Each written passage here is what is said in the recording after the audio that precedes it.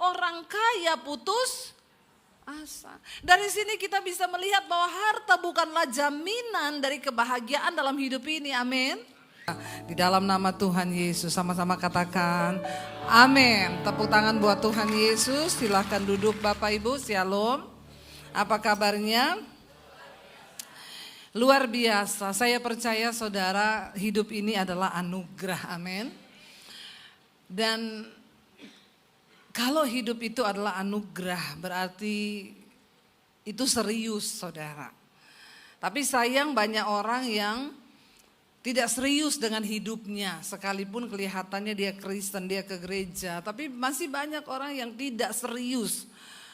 Benar-benar mempergunakan hidup itu sesuai dengan apa yang Tuhan mau. Satu saat kita semua akan dipanggil Tuhan, kita akan meninggalkan dunia ini. Dan tidak tahu kapan, tapi hari-hari ini saya melihat saudara, jujur orang-orang dekat-dekat saya, dekat kita, minggu ini masih pelayanan satu gereja, besok minggu dapat kabar sudah meninggal. Enggak ada sakit, enggak ada apa. Dan yang namanya dipanggil Tuhan meninggal itu enggak pernah lihat umur loh. Sekarang malah banyak anak-anak muda yang sudah berpulang ya. Saya lihat sekarang banyak anak muda, bahkan kalau saudara lihat di media ya, sekarang anak-anak muda itu sudah kena gagal ginjal, sakit asam lambung. Kemarin saya lihat di Facebook ada seorang jemaat Mesbah Doa yang angkat anaknya meninggal masih muda saudara. Saya tanya, Bu umur berapa? 23 tahun. Meninggal kenapa? Asam lambung. Dari situ saya melihat saudara bahwa hidup ini ya tidak pernah ada yang tahu. Bahkan Alkitab berkata hidup ini singkat seperti bunga rumput, pagi ada, sore bisa tidak ada. Karena itu tidak penting bagi kita untuk tahu kapan kita dipanggil Tuhan. Yang terpenting adalah waktu kita mati jangan pernah ada penyesalan. Bahwa kita belum melakukan hidup, memaknai kehidupan kita ini sesuai yang Tuhan mau. Menyesal itu kalau mau menyesal sekarang ini menyesal. Karena kalau sudah di peti tidak lagi bisa menyesal saudara. Nah kita akan belajar dari satu tokoh dalam Alkitab. Orang yang sangat sukses, yang terkaya di Yerusalem. Alkitab berkata tidak ada yang sekaya dia. Dan dia adalah Salomo saudara. Tetapi dalam kehidupannya ternyata dia pernah merenungkan tentang arti hidup itu apa dalam Tuhan. Dalam segala kesuksesannya yang dia cari, apa yang dia raih, ternyata dia merasa hampa. Ternyata gak ada apa-apanya dan dia sampai di satu titik dia baru menemukan apa itu arti hidup.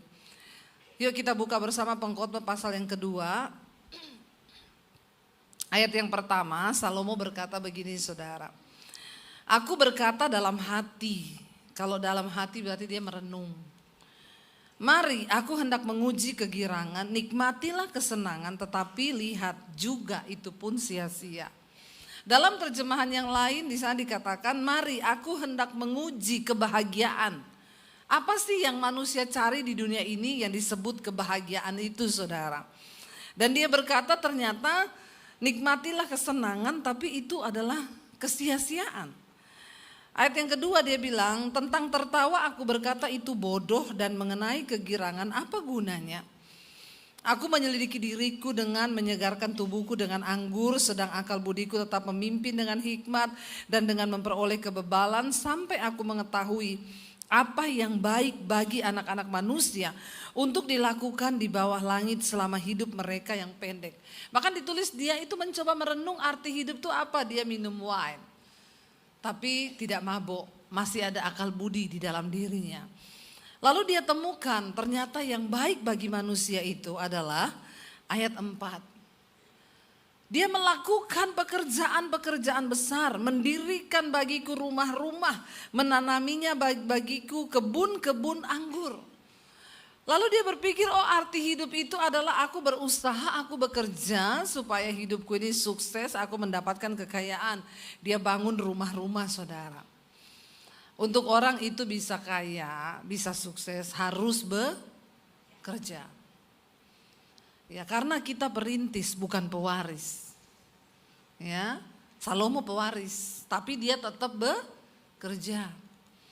Ya, makanya anak-anak muda yang perempuan sekarang mereka punya slogan, kalau cari pacar itu jangan yang perintis, mending yang pewaris.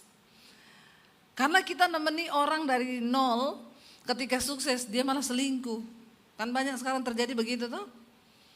Ya, kecuali kau nikah sama penjaga pom bensin, mulai dari nol ya mas. Itu buat isi bensin, harus mulai dari nol. Kalau kehidupan katanya tidak. Salomo bekerja, bangun rumah, bikin kebun, menanami kebun anggur. Dia mengusahakan ayat 5, bagiku kebun-kebun, taman-taman, menanaminya dengan rupa-rupa pohon buah-buahan, perkebunan. Dia kuasai sampai bisa menjadi ya penghasil buah. Makanya tambah kaya. Udah punya perumahan, perkebunan lagi. Semua dikuasai saudara. Aku menggali bagiku kolam-kolam untuk mengairi dari situ tanaman pohon-pohon muda. Ini semua hikmatnya loh saudara. Dia kerja. Ya waktu dia sudah bikin kebun, bikin pengairannya, bikin gini. Ya kita itu harus mengaktifkan kreativitas dalam diri kita. Dan Tuhan akan beri hikmat apa yang kita kerjakan supaya kita berhasil. Kalau anak muda sekarang mimpi jadi orang kaya. Bangunnya jam 10 pagi. Ya, bikin status, semua indah pada waktunya. Tidurmu terlalu miring keong racun. Bangun kau ya, jangan menghayal. Ya, malas gerak, tidak mau kerja, main HP terus. Semua indah pada waktunya. Kau pikir firman terjadi begitu saja? Harus ada alasan untuk firman itu terjadi dalam hidup kita. Jangan cuma imani-imani tok. Ya kalau kau tidak bertindak gak bisa terjadi. Kenapa Salomo jadi orang terkaya? Rajin. Dia bikin pengairan, bikin perkebunan, bikin perumahan. Bukan cuma itu, ayat 7, aku membeli budak-budak laki-laki, budak-budak perempuan, bahkan ada budak yang lahir di rumahku. Aku mempunyai juga banyak sapi dan kambing, domba, melebihi siapapun yang pernah hidup di Yerusalem sebelum aku. Dia bergerak di dunia peternakan. Sapinya banyak, kambingnya banyak, dombanya banyak. Makin kaya enggak? Makin kaya. Makanya Alkitab mencatat dia melebihi kekayaannya, melebihi siapapun saat itu yang ada di Yerusalem. Makin kaya saudara. Ya orang rajin itu dikasih harta akan tambah kaya. Tapi orang malas kasih harta tambah habis ya. Biar pewaris kalau dikasih harta nggak rajin, entek. Tapi kalau kita ini mau bekerja, maka Tuhan memberkati tangan kita untuk melakukan sesuatu. Amin. Jangan malas ya. Lalu dia punya banyak ternak, ayat 8, bahkan firman Tuhan berkata, aku mengumpulkan ya investasi dia, emas dan perak. Bahkan benda raja-raja, kekayaan raja-raja dan daerah-daerah dia kumpulin. Kalau ada duit, beli emas, beli perak, memang itu harganya naik. Kenapa? Karena Alkitab berkata emas dan perak itu milik Tuhan. Kenapa akan naik terus? Manusia gak bisa buat. Itu dihasilkan dari tanah Tuhan yang ciptakan. Manusia gak bisa cipta emas dan perak. Yang bisa bikin cuma Tuhan. Gak bakalan ada yang bisa niru. Makanya emas dan perak tuh naik. Karena semakin banyak orang pengen, tapi semakin sedikit kan. Diambil terus dari alam. Kalau ada duit beli emas. Kemarin harga emas naik gila-gilaan. Semua orang berlomba-lomba beli emas. Ya, saya bilang sama suami, kita diam aja. Karena diam adalah ya, biarkan sudah orang beli-beli, kau diam aja. Diam terus ya. Semakin banyak diam semakin pret. Menghibur diri kita toh. Tapi benar saudara, emas dan perak dia kumpulin. Dia simpen. Ya, dia tahu saudara itu investasi yang akan naik. Jangan main saham, jangan ini saudara ya, menakutkan sekarang. Yang nyata-nyata aja, yang ada wujudnya. Ya, saya dulu dari masih pas-pasan, saya nyicil tuh mas, ya. Dari kalau ada uang 2 juta, kan sekarang banyak beli cicilan emas, bisa di Pegadaian, bisa di mana ya. Daripada uang habis buat apa kan, kita harus berhikmat untuk masa depan kita. Jangan lupa menabur, tapi jangan lupa juga ada yang disisakan untuk menabung. Ya, jangan bilang gak ada uang Bu, dulu saya 500.000 saya titip, 1 juta saya titip.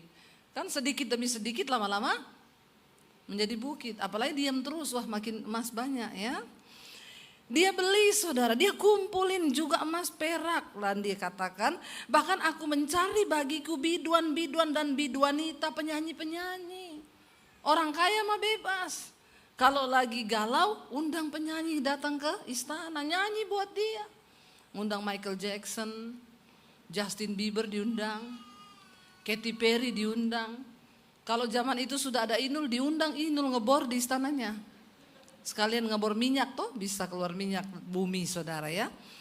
Dia undang semua karena dia punya uang, dia punya kekayaan. Bahkan dikatakan, dan yang menyenangkan anak manusia yakni banyak apa bapak-bapak? Gundik. Ya. Apa itu gundik ya? Salomo itu punya istri 300, gundiknya 700, total 1000. Ada di sini bapak-bapak yang seperti Salomo? Ya, kalau kau enggak kaya jangan coba-coba punya istri 2 saja sudah mumet kepalamu. Karena 1 istri tuntutannya 1000. Kalau 1000 istri tuntutannya kali sendiri. Salomo ini orang kaya, istrinya aja 700 wanita loh. Ya, punya gundik dia, punya simpenan. Ani-ani no, simpenan yes. Viral sekarang itu ya. Ani-ani no, simpenan yes. Padahal podo itu yo. Ani-ani yo simpenan, yo peliharaan, gundik. Ingat yang dipelihara itu hanya anjing atau kucing. Jangan kau jadi manusia mau dipelihara. Bapak-bapak, kalau kau belum kaya, jangan coba punya ani-ani. Ya, kena stroke loh. Benar, kecuali kau Salomo. Kenapa? Hartanya sudah tidak terbilang. Dia bisa kasih makan semua dan zaman itu memang masih boleh, dia raja. Ya, kalau sekarang enggak boleh. Ya, kenapa Alkitab larang? Untuk kesehatanmu. Mental dan jasmani dan rohani. Ya, punya istri 1 saja sudah mumet, benar enggak Bapak-bapak? Bapak-bapak di sini tolong jawab saya. Punya istri 1 mumet enggak? Waduh, ampuni mereka Tuhan. Semoga istrinya tidak dengar. Padahal saya cuma mengumpan ini. Iya, apalagi 2, apalagi 1000 loh saudara. Itu kalau dijatah 1 tahun itu dia ketemu 1 itu 6 bulan sekali. Baru ketemu 1, karena 1000.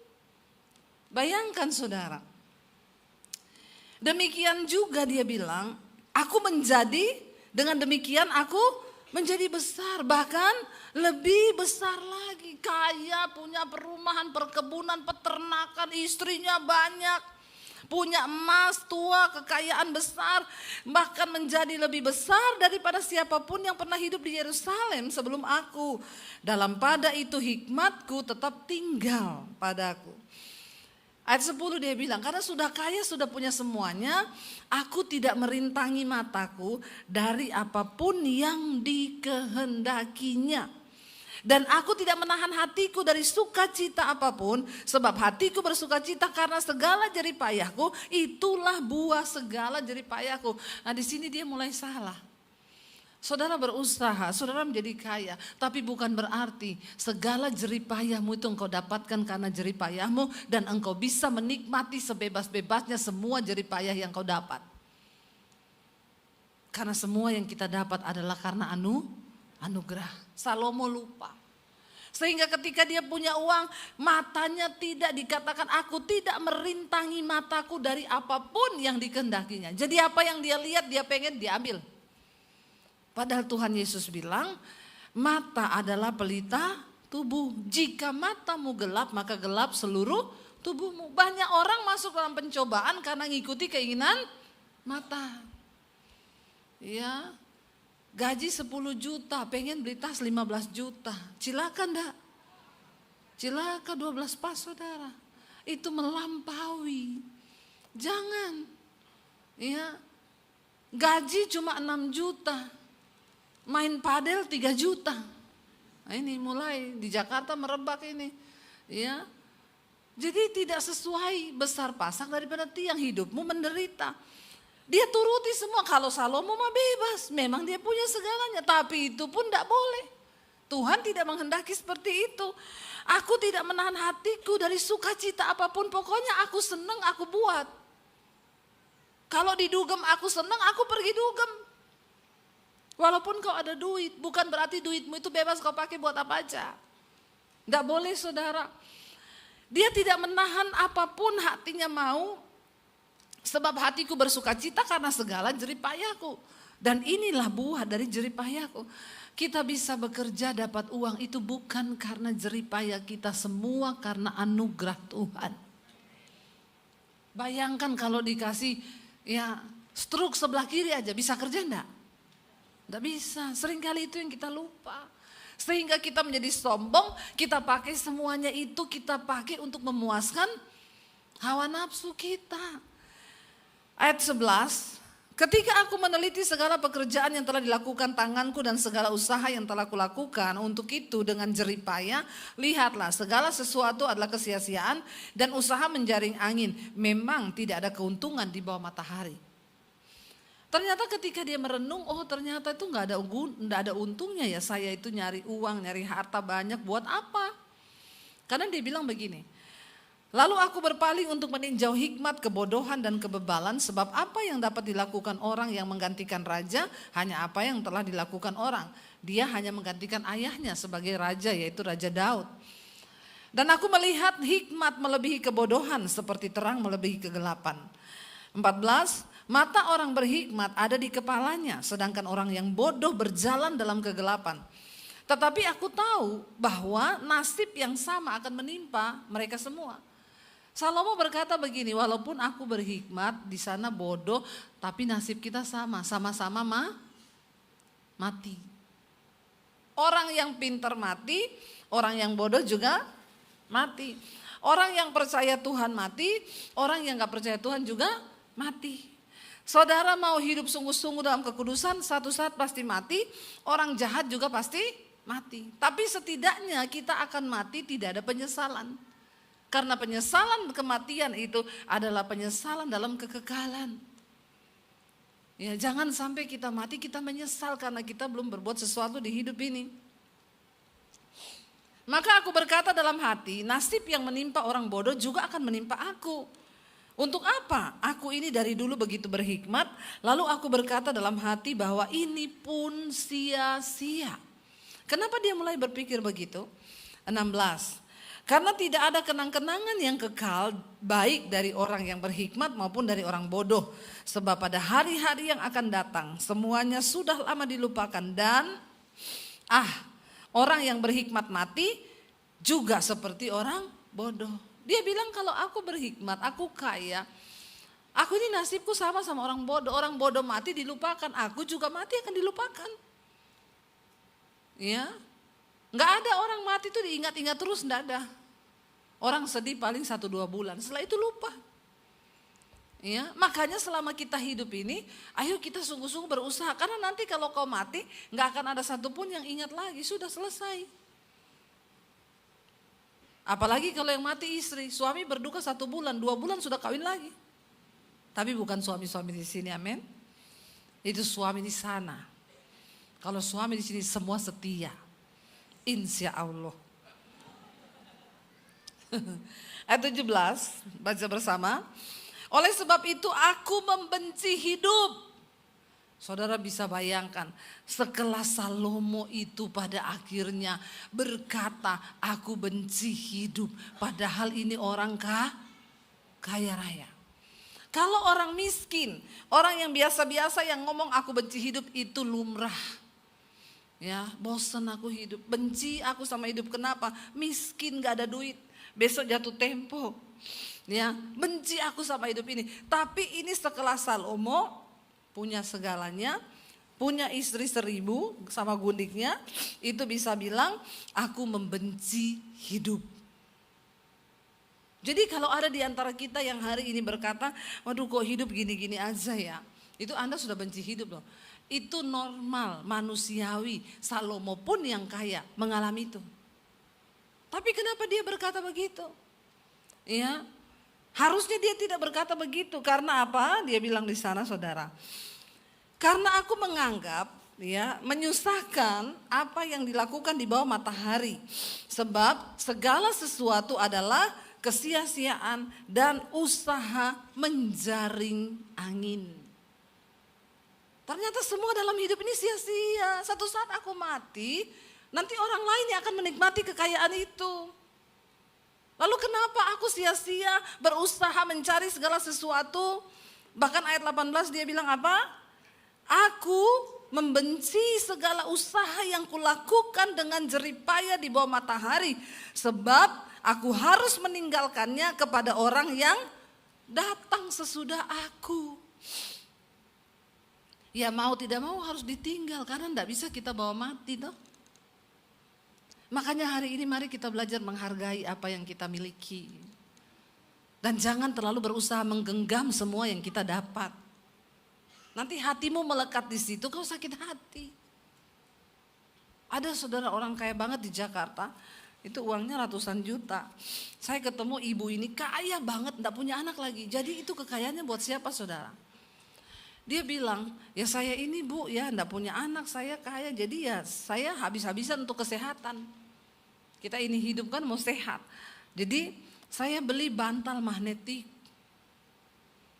Buat apa bu? Ya kalau tidur itu bisa menyerap racun-racun.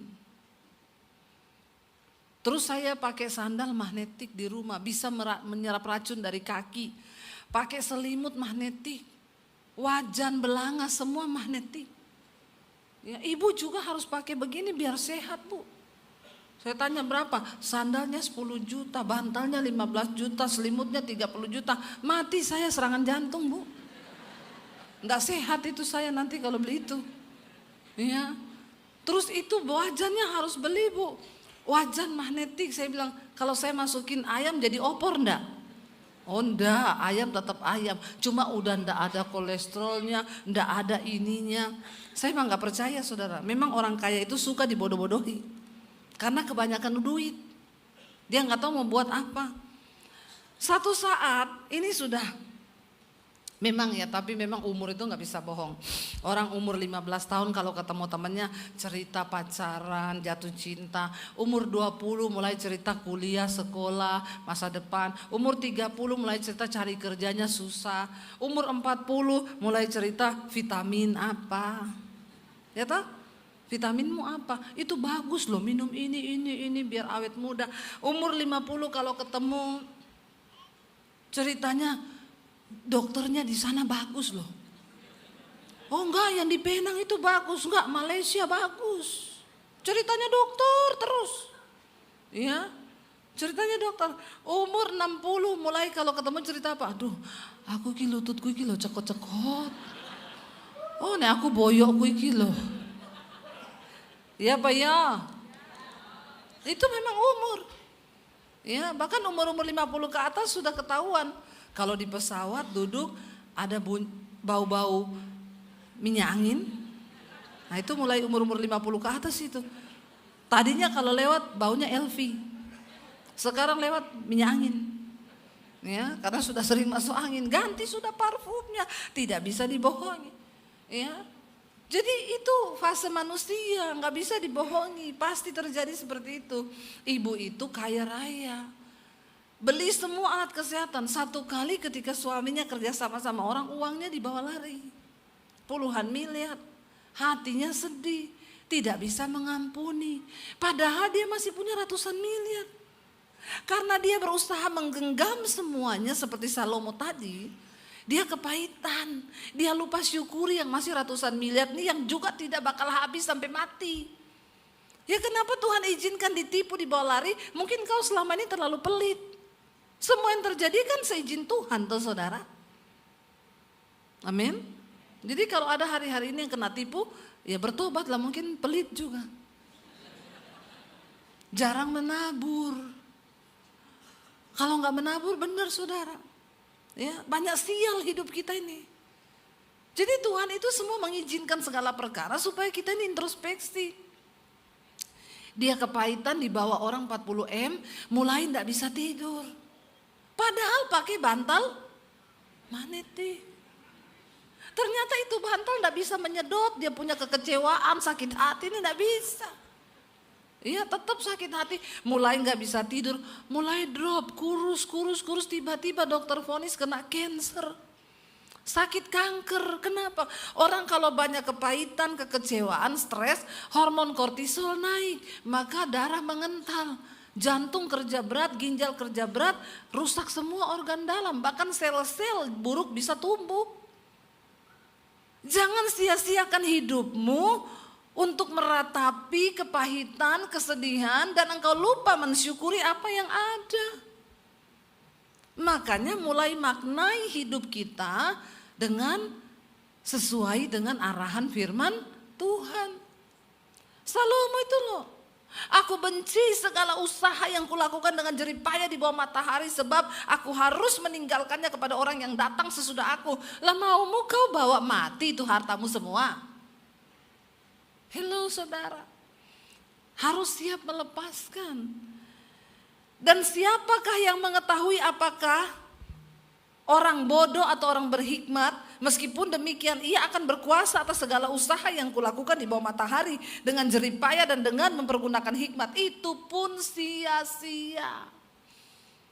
Bahkan dia jengkel juga nih, aku mati yang ambil hartaku ini orang bodoh, sia-sia banget aku kerja keras yang ambil hartaku orang bodoh. Itu kayak ada cerita suami istri, tiap hari kerja terus siang malam jualan di toko. Suaminya bilang, mah kita ini udah punya uang miliaran, sudah punya beberapa rumah, ayo toh kita liburan. Istrinya bilang, enggak, belum cukup ini, kerja dulu aja nanti sampai cukup. Istrinya nih kerja terus, satu kali lagi kerja istrinya mati kena serangan jantung. Suaminya bingung, akhirnya suaminya menikah dengan pembantu mereka yang namanya Inem. Begitu seminggu nikah, Inem bilang, kok kita liburan yuk ke Bali. Pergilah mereka ke Bali. Inem sambil berjemur di pantai di hotel, minum kelapa muda. Inem bilang, dulu Inem pikir Inem bekerja untuk nyonya. Ternyata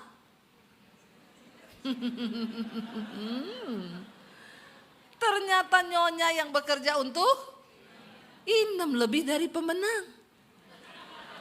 Karena gak pernah kerja, gak pernah susah, tiba-tiba dapat karunia menikmati. Ya, ini gambaran saudara, orang itu kalau terlalu serius memburu harta, melupakan dirinya, ya tidak bersenang dan menikmati apa yang sudah Tuhan kasih. Digenggam semuanya. Di Palu waktu kejadian tsunami besar itu, ada suami istri juga yang kerja tiap hari. Kata orang-orang dia punya sertifikat 1 karung. Sertifikat 1 karung. Bukan sertifikat ijazah SMA, SMP, SMU, bukan. Ya, sertifikat rumah dan tanah. Waktu gempa, goyang besar, mereka berdua lari keluar. Sampai di luar lupa sertifikat 1 karung di dalam. Balik saudara, waktu balik ambruk rumahnya, ketiban mereka mati berdua dengan sertifikat 1 karung. Di mana hartamu berada, di situ hatimu berada. Hati-hati. Boleh berjerih payah, tapi jangan kau taruh hatimu pada harta. Jadi marah Salomo, untuk apa aku bersia-sia? 20, dengan demikian aku mulai putus asa terhadap segala usaha yang kulakukan dengan jerih payah di bawah matahari. Orang kaya putus asa. Dari sini kita bisa melihat bahwa harta bukanlah jaminan dari kebahagiaan dalam hidup ini. Amin. Biar kaya gak ada Tuhan bisa putus asa. Kalau orang miskin putus asa biasa. Kalau orang kaya putus asa itu yang luar biasa saudara. Ya, teman saya jalan-jalan ke Swiss naik bisnis kelas. Dia bikin story saudara, foto ada minuman di bisnis kelas, goyang-goyang begini. Tulisannya, waktu pesawat nabrak langit, disitulah hatiku deg-degan. Di atas bisnis kelas deg-degan. Kalau kita Saya balas gini, Bu, ada yang lebih deg-degan, besok jatuh tempo ndak ada duit. Nah, itu lebih deg-degan lagi, Bu. Ya. Itu kita bisa putus asa waktu kita menghadapi kita ndak ada uang, ndak ada apa. Tapi Salomo dalam segala kemegahannya putus asa loh dia. Ternyata banyak orang kaya putus asa. Jangan iri kalau lihat orang kaya karena tidak seindah yang kau lihat. Lalu dia bilang apa? Sebab kalau ada orang berlelah-lelah dengan hikmat, pengetahuan, kecakapan, maka ia harus meninggalkan bahagianya itu kepada orang-orang yang tidak berlelah-lelah. Inem tadi. Tuh. Tidak berlelah tapi dapat warisan inem. Ini pun kesia-siaan dan kemalangan. 22, apakah faedahnya yang diperoleh manusia dari segala usaha yang dilakukannya dengan jerih payah di bawah matahari dan dari keinginan hatinya? Lalu apa? Waktu kita mati apa yang kita dapat, saudara?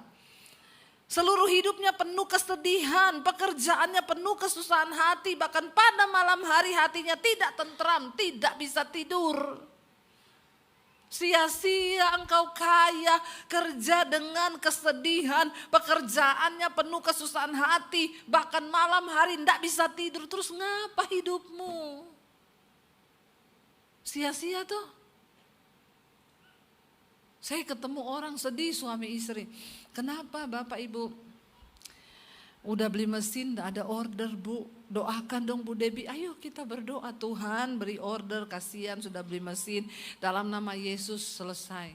3 bulan kemudian saya ketemu sedih juga, mukanya lebih sedih dari yang dulu. Bapak Ibu kenapa belum ada order? Kebanyakan order Bu. Dulu gak ada order sedih. Kebanyakan order lebih. Kenapa? Orang iso turu di oyak-oyak wong. Ya udah berdoa lagi biar nggak ada order sini. Lah Tuhan yo bingung toh yo. Nggak ada order pusing, dikasih order mumet. Kebanyakan. Terus kita ini mau apa saudara? Apa yang kita cari di dunia ini? Nggak ada order pusing, banyak order puyeng. Kalau engkau bekerja, lalu engkau bekerja dengan kesedihan, dengan susah hati, malam gak bisa tidur karena gak ada damai sejahtera, bertobat. Engkau tidak dalam perkenanan Tuhan. Apalagi dalam pekerjaanmu kau harus maki-maki orang, kau harus ngutuki orang. Cek saudara, apa yang sedang kita cari? Ya, karena banyak orang kaya, tapi tidak disertai damai sejahtera. Itu juga sia-sia. Tidak ada yang lebih baik bagi manusia, kata pengkhotbah, kata Salomo gini.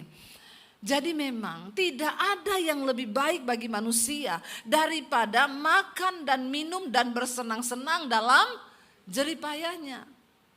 Tetapi dia bilang apa?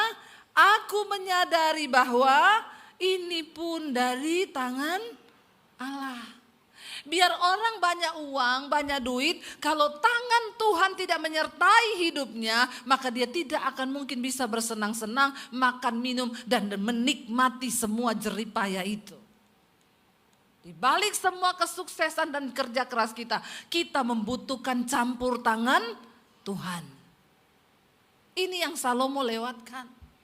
Makanya dia stres, dia putus asa, dia pikir semua yang dia bawa itu akan dia tinggalkan. Bayangkan loh kesetresannya karena dia pikir semua harta ini kalau dia mati nanti dia tinggalin buat siapa. Lama-lama orang jadi gila saudara. Mau mati aja yang dia pikir ini harta nanti buat siapa. Untung dia bertobat. Kalau saudara baca kitab Pengkhotbah pasal yang terakhir, pasal 12. Salomo menulis akhir kata dari semua yang kita dengar, takutlah akan Tuhan. Amin saudara. Dia bilang yang paling baik bagi manusia di dunia ini makan, minum, senang-senang. Buat apa kau bisa punya uang banyak kaya raya tapi makan hidup gak bisa senang-senang. Ya. Memang serba susah juga hidup ini.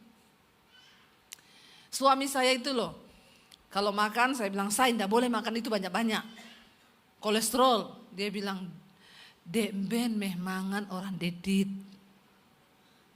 Miskin orang iso tuku. Saiki iso tuku orang itu mangan. Jadi piye hidup ini coba. Ya. Tapi kan inilah hidup. Nah, arti hidup yang sesungguhnya itu apa? Ayo kita bersuka cita, bisa makan, bisa minum, dan bisa menikmatinya. Ya itu pun datangnya dari tangan Tuhan. Ayat 25 dia bilang, baca bersama 1, 2, 3. Karena siapa dapat makan dan merasakan kenikmatan di luar Tuhan, kita gak bisa merasakan kenikmatan hidup kalau kita berada di luar Tuhan. Cuma Tuhan yang bisa beri kita karunia untuk bisa menikmati hidup ini. Makanya sekaya apapun engkau, sesukses apapun engkau, jangan lupa engkau butuh perkenanan Tuhan. Karena tanpa perkenanan Tuhan semua itu sia-sia.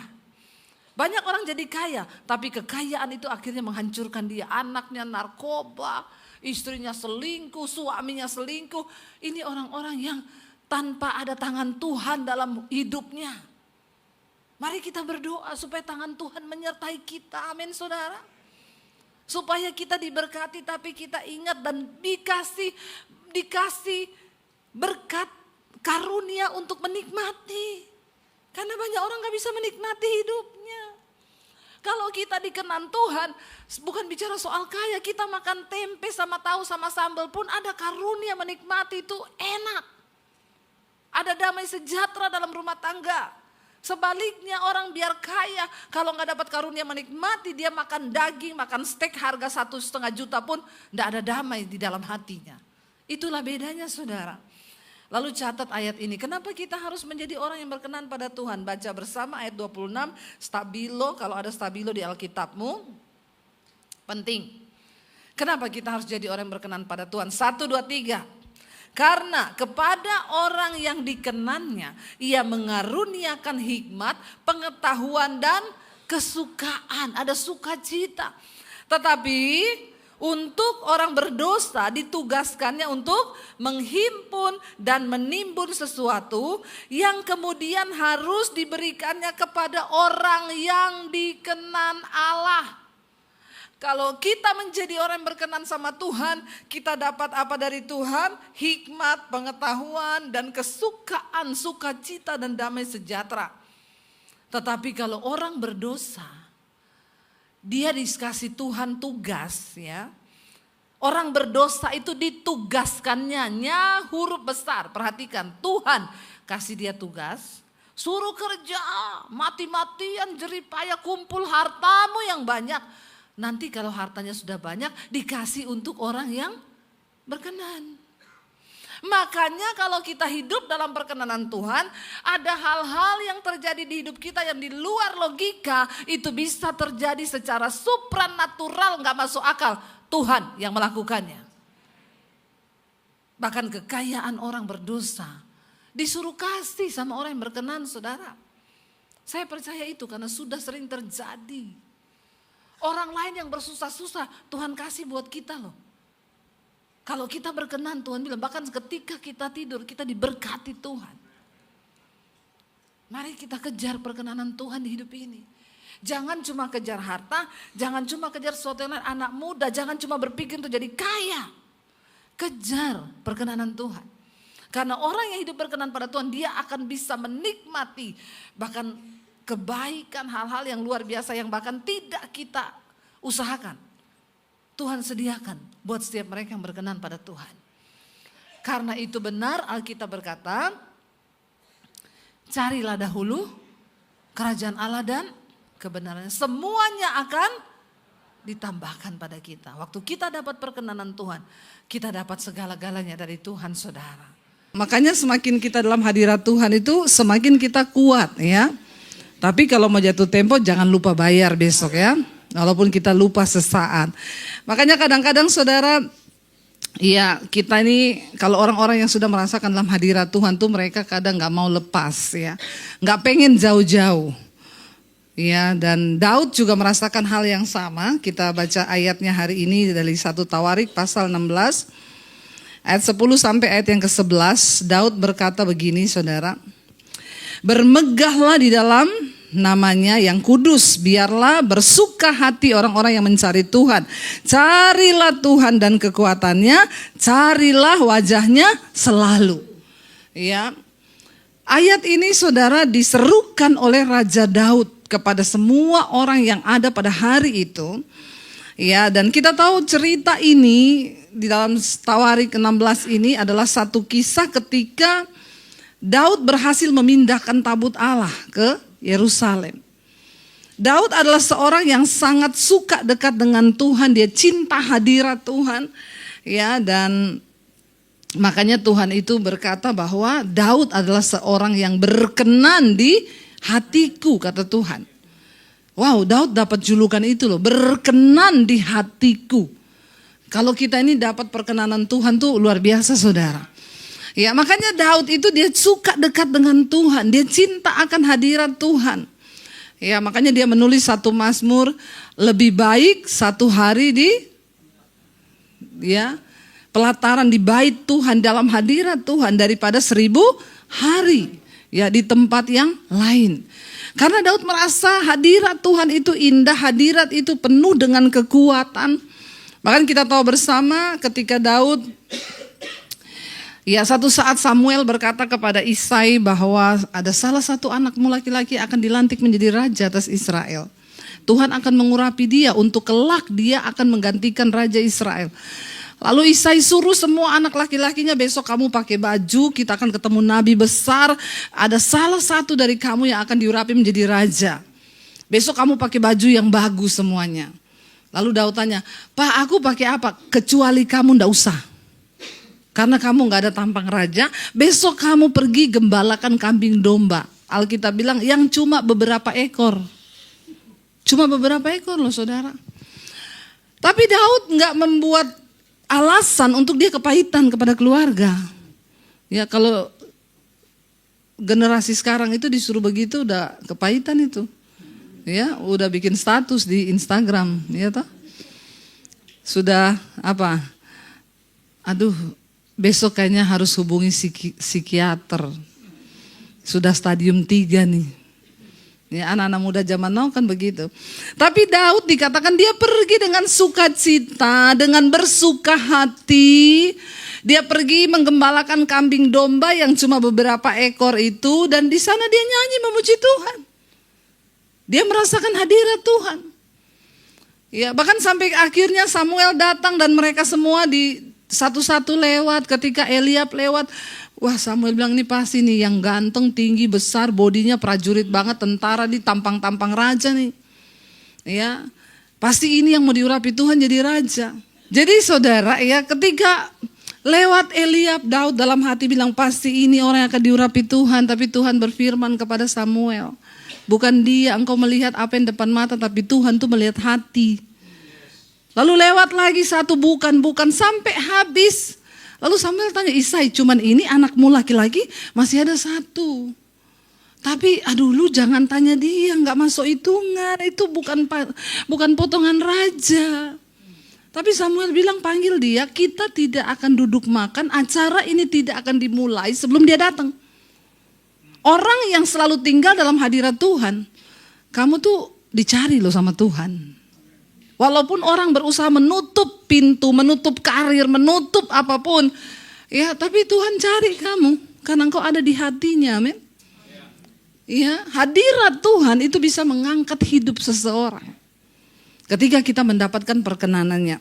Ketika Daud akhirnya benar diurapi, tapi lewat perjalanan panjang, mau dibunuh, dikejar, ya Tuhan itu kalau saudara baca di Alkitab, semua orang yang dipenuhi hadirat Tuhan, yang akan dipakai Tuhan, itu enggak instan. Apakah setelah Daud diurapi terus besok dia langsung jadi raja? No, berapa tahun, puluhan tahun dia dilatih dulu, mau dibunuh Saul, jadi pembantu di istananya Saul. Kenapa Tuhan harus izinkan seperti itu? Ya supaya kedagingannya dibentuk. Tapi orang anak-anak zaman sekarang kan pengen langsung hari ini dilantik, besok naik jabatan toh? Iya enggak? Kita lupa bahwa Tuhan itu Tuhan yang mencintai proses. Tapi manusia tidak mau diproses. Karena kalau diproses itu daging itu hancur. Tuhan tahu kenapa Daud diproses, Yusuf diproses. Karena untuk bisa naik ke puncak, saudara, bisa cepat lewat karunia, lewat perkenanan Tuhan. Tapi yang membuat kau bisa bertahan di atasnya itu cuma karakter. Yang harus dibentuk, harus dihancurkan. Nggak ada orang yang naik tanpa diproses Tuhan. Ya, kita harus lihat, jangan lihat Debbie Basir yang sekarang. Itu enak sekali gara-gara media terus jadi terkenal. Ya, saya ini dari dulu di perempuan puluhan tahun belum ada IG waktu itu. Ya, makanya kalau ada yang bilang, pendeta kok yang dipamerin yang enak-enak. Ya, pas ada enaknya, pas ada Instagram. Dulu saya susah belum ada Facebook. Belum ada Instagram. Saya naik motor bonceng anak 3 berlima dan naik motor, belum ada Instagram. Kalau ada waktu itu saya juga, saya live, saudara live. Puji Tuhan, hamba Tuhan naik motor berlima, ya toh. Ya, jadi dulu belum ada. Jadi dulu orang nggak lihat bagaimana puluhan tahun kita dibentuk Tuhan. Ya, jadi pembantu, dibuang, wah sudah semua, saudara. Tapi ya sabar aja kalau diproses, orang yang dicintai Tuhan, yang ada dalam hadirat Tuhan, itu pasti diproses Tuhan. Ya, justru kalau hidupmu nggak pernah diproses, bertanya itu. Karena itu aku berdoa, Tuhan proses mereka ini. Bilang amin dong. Siapa takut gitu ya? Ya. Ya, jangan bilang salah pendeta lagi nih. Ya, jangan dengar iklan-iklan tentang kekristenan. Ikut Tuhan enak, percaya ya. Pasti kau diangkat tinggi, jadi kepala, bukan ekor. Terus amin. Besoknya diproses kelepek-lepek kau. Ya, percaya sudah. Bahkan ketika kita ada dalam penderitaan, ya saya ketika ada pergumulan dan penderitaan yang berat, yes Tuhan, aku percaya akan melihat kemuliaan yang besar. Gak apa-apa, proses aku Tuhan, hancurkan aku Tuhan, bawa aku berharap lagi kepadamu. Karena kita kadang kalau udah gak ada pergumulan, udah gak serius berharapnya, udah gak sungguh-sungguh lagi sama Tuhan. Ya itu manusiawi, mau jemaat, mau pendeta, semua sama. Ya jangan bilang pendeta tidak, siapa bilang pendeta itu rohani terus. Kadang pendeta itu juga perlu bertobat. Ya, jadi Tuhan mencintai proses dan orang-orang yang ada di hatinya itu memang harus diproses. Ya, bahkan kita tahu kejatuhan Daud justru ketika Daud sudah jadi raja. Iya enggak? Ya, waktu dia belum jadi raja dia dekat sama Tuhan, dia berdoa, dia cari Tuhan. Ketika jadi raja, dia udah menikmati kesenangan ya. Semua prajuritnya pergi perang, dia udah enggak perlu berperang, tapi kan harusnya ya dia turun juga dong. Akhirnya karena dia tidak berperang, ya dia jalan-jalan di atas soto istananya. Alkitab bilang lalu dia lihat di bawah ada perempuan mandi. Ya dia lihat rambutnya ikal, kecoklatan, bodinya seksi. Jangan dibayangkan bapak-bapak. Saya lihat kau sudah mulai angkat kepala. Jangan ya dek ya. Jangan ya. Itu kan sebenarnya cuma perkara mandi tuh. Nggak ada salahnya. Memang siapa nih namanya? Siapa namanya? Mulan? Bukan. Betseba ya mandi. Itu memang dia tiap sore mandi di situ toh. Tapi kan cuma gara-gara mandi itu akhirnya terjadi satu dosa yang besar yang menghancurkan satu bangsa loh. Yaitu kalau orang sudah nggak berperang, sudah nggak ada pergumulan, terlalu senang kadang jatuh.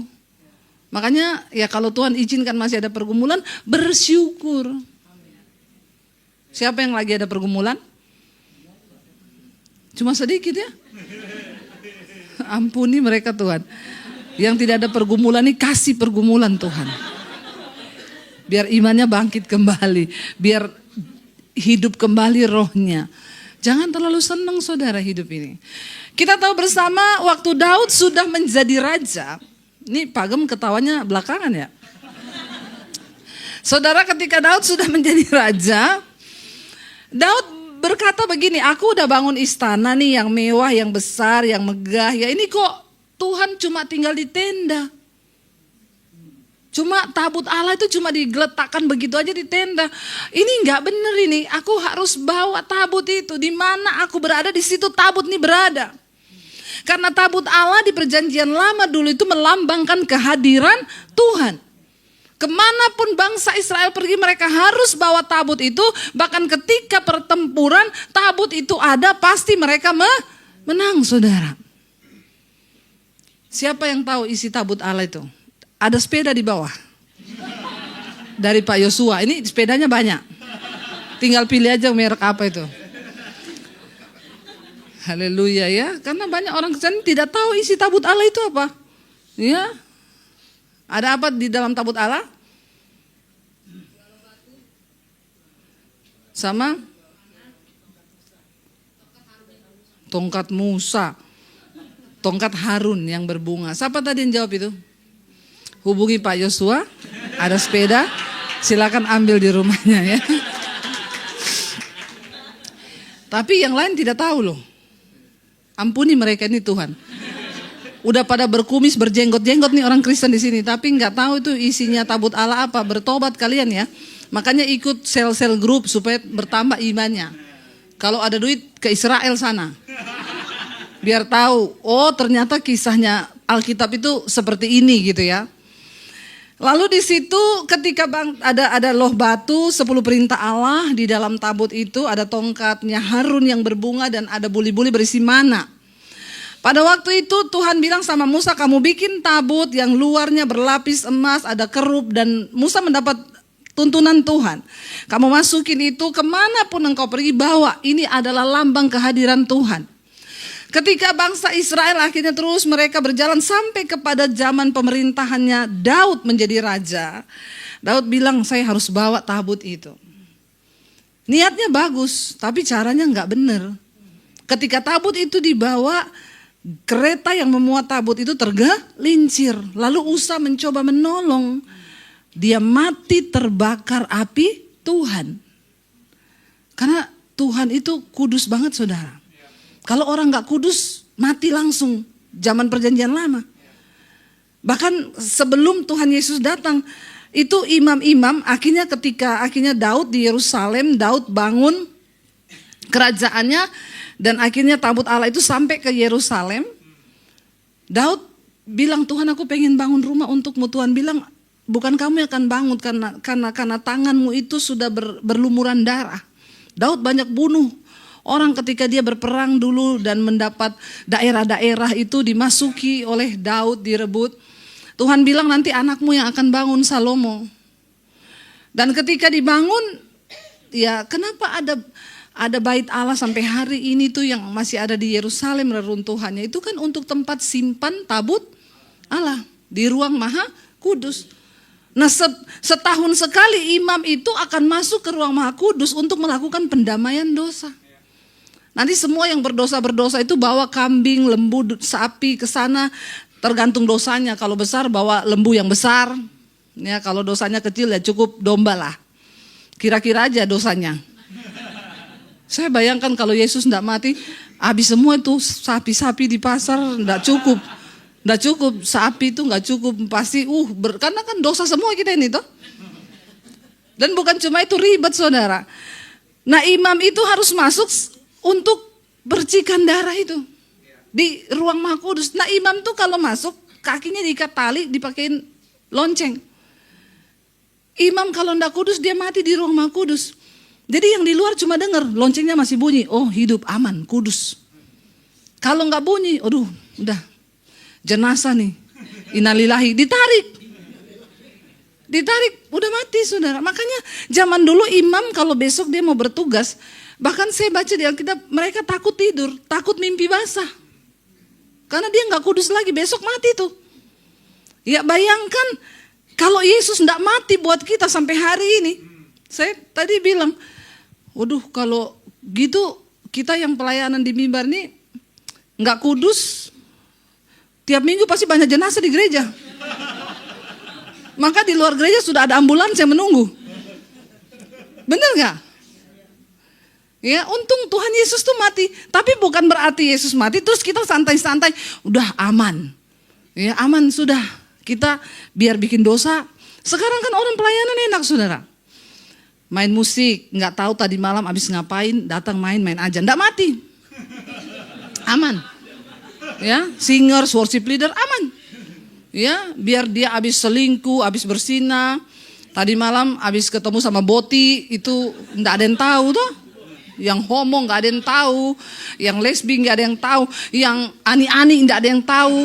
Ya, ani-ani no, simpanan bertobat. Saya coba mengumpan loh ini. Harusnya bilang no juga loh, malah yes.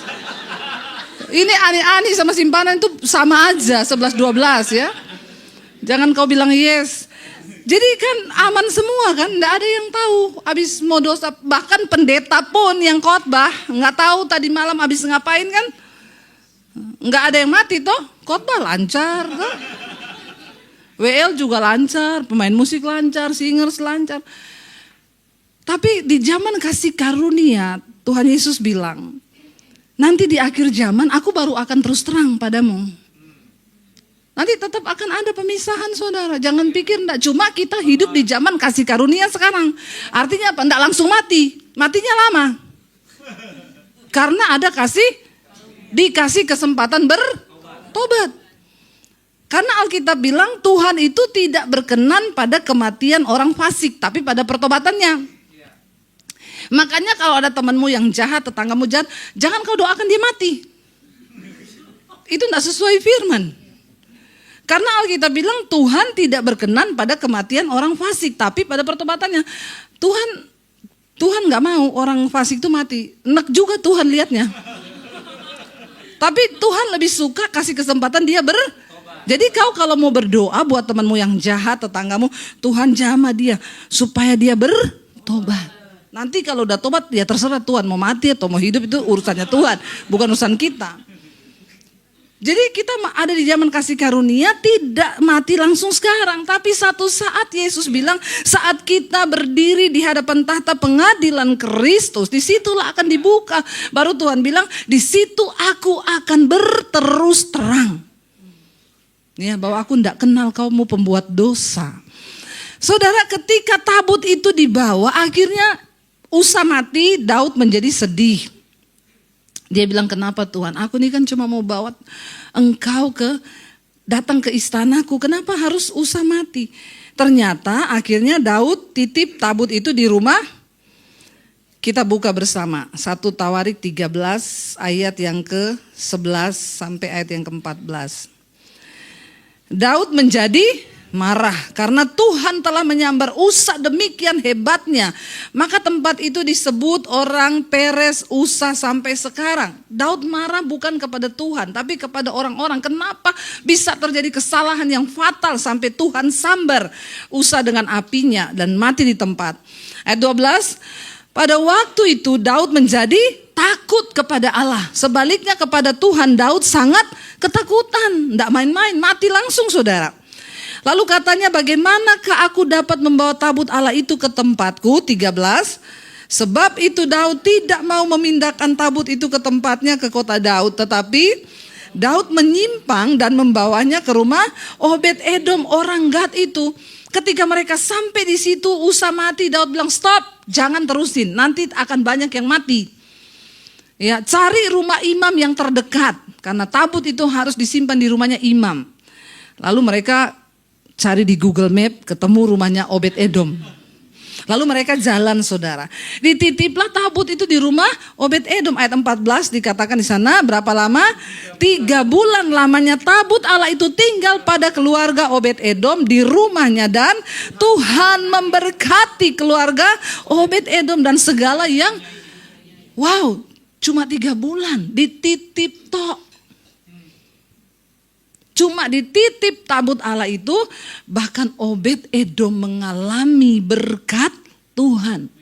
Tuhan memberkati keluarganya dan segala yang mereka punyai.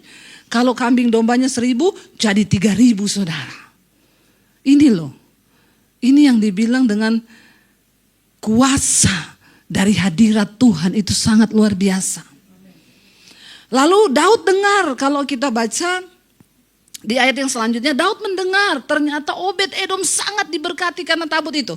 Daud bilang, gak bisa, aku harus bawa tabut itu ke sini.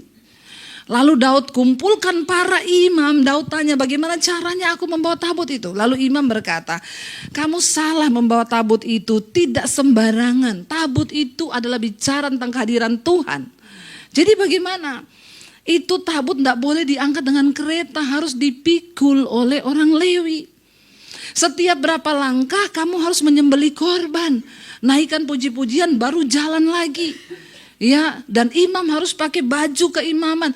Oh, akhirnya Daud tahu, maka dibawalah tabut itu sampai akhirnya tiba dengan selamat. Makanya tadi ayat yang kita baca, waktu tabut itu sudah tiba dengan selamat, tadi di dalam Tawarik 16 ayat 10, di sanalah Daud berkata, bermegahlah dalam namanya yang kudus, biarlah bersuka hati orang-orang yang mencari Tuhan.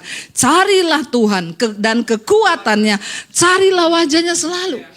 Cari kuasanya, cari kekuatannya. Orang yang dalam hadirat Tuhan akan beroleh kekuatan, saudara. Saat mereka mengalami pergumulan, pencobaan, karena hadirat Tuhan itu bicara kehadiran Tuhan. Lalu pertanyaannya, apakah tabut Allah itu menjamin selalu untuk mereka menang? Ada satu kisah dalam Alkitab ketika tabut Allah dibawa dalam peperangan dan orang Israel mengalami kekalahan. Ya, ketika Imam Eli menjadi imam besar dan kedua anaknya akan menggantikan dia sebagai imam, yaitu Hofni dan Pinehas. Alkitab berkata di zaman itu terjadi kemerosotan iman Israel. Kenapa? Anak-anak Imam Eli, Hofni dan Pinehas ini mereka melakukan yang jahat di mata Tuhan. Persembahan yang harusnya dipersembahkan bagi Tuhan, itu dagingnya, lemak-lemaknya mereka ambil. Padahal ada bagian imam, ada bagian Tuhan. Mereka pengen makan yang bagian Tuhan. Ditegur, jangan, itu untuk dipersembahkan sebagai korban. Mereka gak dengar, mereka ambil, mereka masak, mereka makan. Lalu Alkitab berkata, bahkan anak-anaknya Imam Eli ini, Hofni dan Pinehas, mereka meniduri para penyanyi-penyanyi di bait Allah. Mereka melakukan kecemaran, bersinah, melakukan yang najis di dalam pelayanan. Dan itu menjadi satu noda di mata Tuhan. Saat itu mereka tidak lagi menghormati Tuhan. Ketaatan kepada Tuhan dilanggar, saudara. Lalu Tuhan izinkan orang Filistin datang untuk menyerang Israel. Mereka masih dengan pede membawa tabut itu ke medan pertempuran. Dan apa yang terjadi? Ketika mereka maju ke medan pertempuran, Alkitab mencatat Israel dikalahkan oleh orang Filistin. Hofni dan Pinehas dibunuh oleh orang Filistin. Dan Imam Eli mendengar kedua anaknya mati, dia jatuh dari kursi keimamannya, mati di tempat. Dan tabut Allah dicuri oleh orang Filistin, karena orang Filistin bilang, ini yang menyebabkan orang Israel menang terus. Ini kuasa Allah mereka, kita curi, dibawa ke Filistin. Apakah di Filistin tabut itu berkuasa? Sebaliknya, ketika tabut Allah itu ada di negeri orang Filistin mengalami kesialan, kutukan, bahkan sakit penyakit. Sampai mereka menjadi takut dan mereka bilang, balikin cepat, balikin kepada orang Israel tabut ini, karena ini membawa kesialan. Kenapa orang Israel tidak lagi mengalami kemenangan ketika mereka membawa tabut itu? Karena mereka hanya menjadikan tabut itu sebagai jimat. Amin, saudara. Tabut Allah tanpa ketaatan dan pertobatan tidak akan memiliki kuasa dalam kehidupan. Kalau kita cuma jadi segala sesuatu jadi jimat. Banyak orang Kristen tuh pakai nama Yesus cuma jadi jimat. Iya enggak? Ya, dalam nama Yesus. Tuhan, aku pengen menikah sama bapak itu. Walaupun dia beristri dalam nama Yesus. Ini kan setan, saudara. Ya, kau salah pakai nama Yesus. Banyak orang itu pakai nama Yesus cuman buat jadi jimat, pakai kalung salib besar. Ya, nanti kalau lewat di tempat gelap-gelap dikeluarin salibnya supaya setan lihat lari setan. Ya. Di rumah ditaruh salib, gambar foto Yesus supaya kalau ada setan. Ada orang-orang aneh. Ada saya masuk ke rumah, dia baru punya baby. Di atas bayinya ada Alkitab, ada gunting, ada cermin. Saya tanya, itu kenapa? Supaya kalau setan mendekat lari. Ada di sini yang masih begitu? Tolong angkat tangan. Kita baptis 15 menit kau ya, direndam. Biar buka mata langsung di rumah Bapa di sorga kau. Kalau nggak mempan juga kita baptis di laut mati. Ngapung, nggak bisa tenggelam itu. Ada loh orang-orang Kristen yang masih model-model begitu. Banyak saudara. Jadi ada bayi di kepalanya taruh gunting, Alkitab, cermin. Katanya biar setan datang, lihat mukanya sendiri, kabur. Lihat Alkitab, kabur. Siapa bilang? Biar kau mau taruh Alkitab yang gede di situ. Kalau orang tuanya nggak beriman, ya setan, malah orang tuanya yang jadi setan. Ya, jangan cuma jadi jimat. Kadang-kadang kita nih ikut Tuhan apa-apa cuma jadi jimat. Ya, bahkan di gereja pun banyak orang sekarang bahasa roh dijadikan jimat. Ya, dijadikan jimat. Bahkan apalagi kalau pendeta bilang harus berbahasa roh, latihan. Bagaimana mungkin bisa orang latihan? Terus diajar lagi baba. Jangan aneh-aneh ya saudara ya. Semakin Kristen makin aneh saya lihat ini orang Kristen ini. Terus dipaksa-paksa supaya terlihat sakti kalau bahasa roh. Ya. Bahaya loh. Satu kali ada malam ketuangan Roh Kudus. Ada bapak-bapak dia punya dealer motor dan mobil. Dari kan 10 malam pencurahan. Dia bilang, Pak Pendeta doakan saya ya. Semoga di 10 malam ini saya dapat 1 malam. Oh tetap berdoa Pak, percaya. 9 malam gak dapat, 8 malam gak dapat, tinggal 7 malam. Akhirnya udah malam terakhir. Pendetanya bilang, percaya Pak bisa. Dia gini, di sebelah sudah di sebelah, dia bilang daripada saya nggak bahasa roh, mending saya doakan dealer saya. Jadi dia mulai berdoa, Tuhan berkati Yamaha Suzuki Kawasaki, Yamaha Suzuki Kawasaki, Yamaha Suzuki Kawasaki, Daihatsu. Dia berdoa kan. Pendetanya datang, penuh, Yamaha Suzuki, Yamaha penuh, kata pendetanya. Begitu selesai, pendeta bilang, selamat ya Pak, Bapak akhirnya berbahasa Jepang.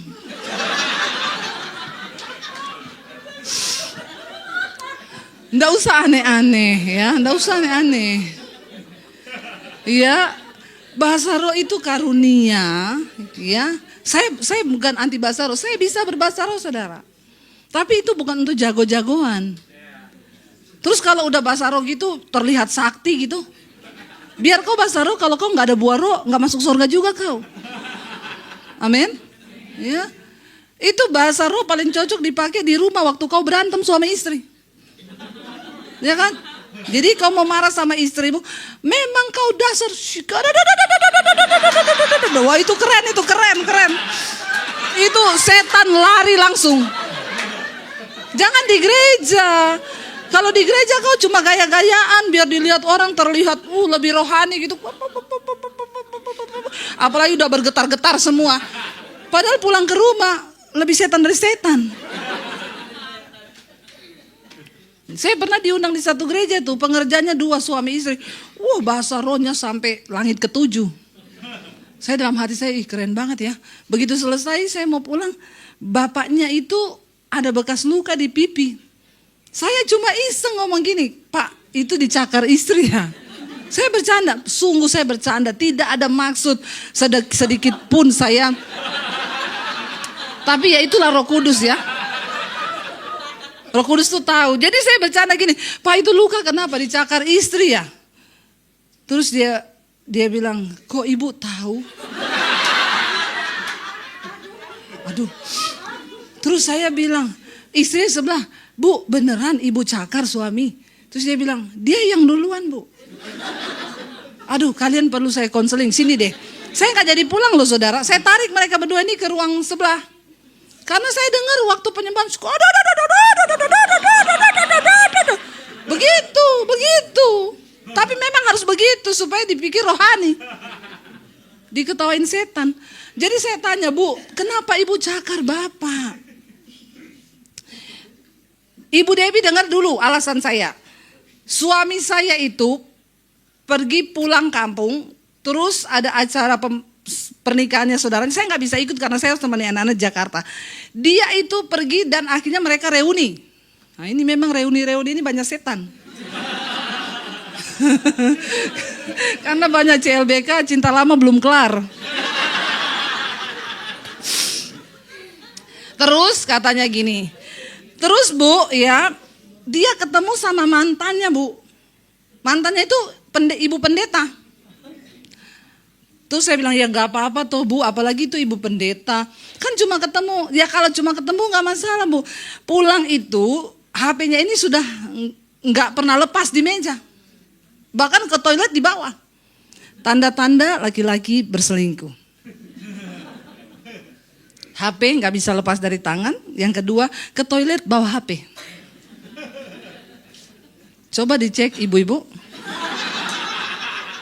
Kalau memang seperti itu, ada tanda-tanda itu.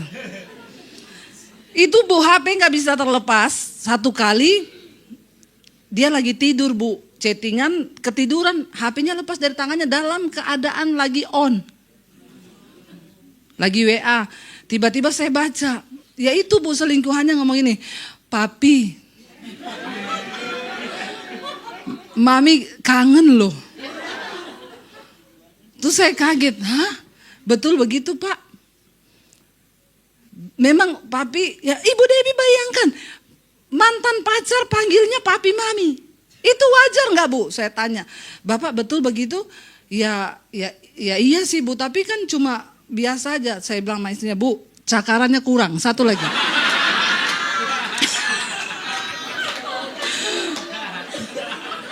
Pipi sebelah lagi Bu, pipi sebelah. Ya itu, yang begitu-begitu tuh di gereja bahasa roh. Please saudara ya. Mari kita ini jangan sampai menjadi Kristen yang tanpa pertobatan, tanpa ketaatan. Mau sehebat apapun jimat-jimat yang kita pakai di gereja, ya itu percuma. Tuhan tuh tahu siapa kepunyaannya. Setan juga, syaiton juga tahu kau ini temennya atau bukan. Saya pernah doa pelepasan orang kerasukan, ada WL di situ agak-agak tulang lunak, ikut-ikutan nengking saudara. Saya sudah lihat gini, kenapa dia juga datang ke sini? Kita lagi tengking dalam nama Yesus, dalam nama Yesus, kerasukan kan? Dia datang dalam nama Yesus. Tulang lunak. Boti. Tiba-tiba itu yang kerasukan buka mata. Langsung lihat ke dia terus ngomong gini, kau kan temenku. Ngeri loh, WL di gereja, WL. Ya. Mau sehebat apapun kita, pencitraan di gereja. Yang pertama Tuhan tahu hidup kita, yang kedua syaitan juga tahu. Jadi gak usah pencitraan. Jadilah kau di rumah sebagai suami yang hidup benar, sebagai istri yang hidup benar, anak-anak hidup benar. Suami walaupun istrimu gak tahu, Tuhan tahu. Istri suamimu gak tahu, Tuhan tahu. Anak-anak orang tuamu gak tahu, Tuhan tahu. Mari kita menghormati Tuhan. Karena tabut Allah tanpa ketaatan percuma, gak ada apa-apanya. Dan Tuhan itu bukan sesuatu yang bisa dipermainkan. Saudara pikir karena saudara bisa bahasa roh gitu, terus waktu saudara bersinah, terus saudara dikenal Tuhan gitu. Jadilah istri yang hidup takut Tuhan, jadi suami yang hidup takut Tuhan. Kita mulai dari keluarga kita aja dulu.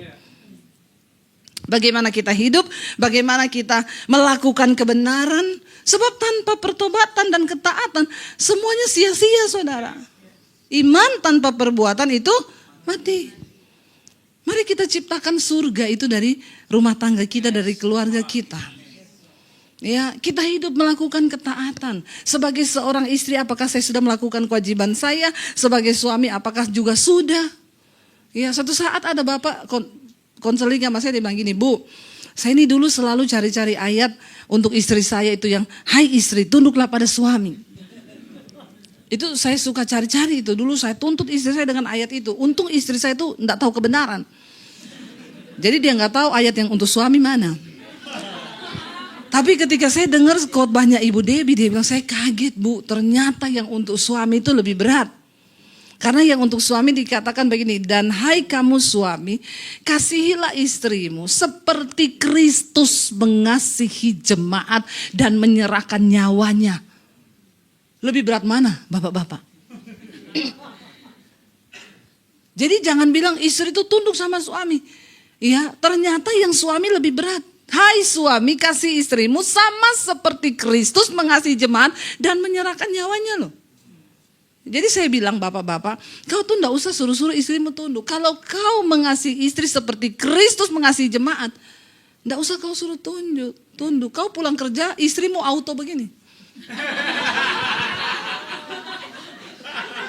Itu pasti tuh. Langsung tuh kau pulang kerja dia udah begini. Karena kau menjadi suami yang mengasihi.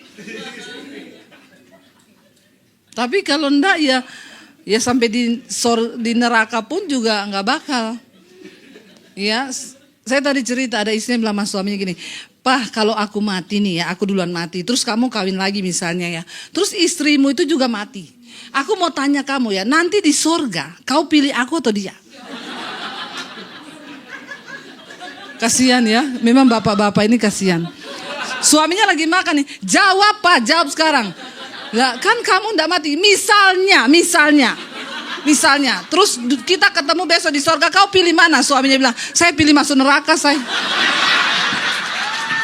Jangan ikut tepuk tangan loh. Ampuni nih jemaat ini, tepuk tangan Pak mereka. Lebih pilih masuk neraka Pak. Ya Allah, subhanallah. Jangan pilih masuk neraka ya. Tapi saking stresnya ini bapak ini, dia pikir aku di neraka aja deh daripada di surga ketemu lu berdua terus berantem. Bayangkan loh yang ya. Tolong ibu-ibu, jadilah surga bagi suamimu. Jangan kau tanya-tanya yang belum terjadi. Terus suaminya dipaksa lagi, makanya suaminya bilang pilih masuk neraka aja sayang, biar gak ketemu kamu lagi selama-lamanya, kamu aja yang di surga. Bapak Ibu, jadi ya sampai di mana tadi nih? Terakhir ya, karena waktunya sudah mau habis. Terakhir kita lihat yuk. Siapa yang bisa naik ke gunung Tuhan dan ada dalam rumah Tuhan? Mazmur 15 ayat yang pertama, Daud berkata begini dari Daud. Mazmur Daud. Tuhan, siapa yang boleh menumpang dalam kemahmu? Siapa yang boleh diam di gunungmu yang kudus dalam hadirat Tuhan? The presence of God. Yaitu siapa? Dia yang berlaku tidak bercela, yang melakukan apa yang adil dan yang mengatakan kebenaran dengan segenap hati. Amin. Siapa yang boleh merasakan hadirat Tuhan?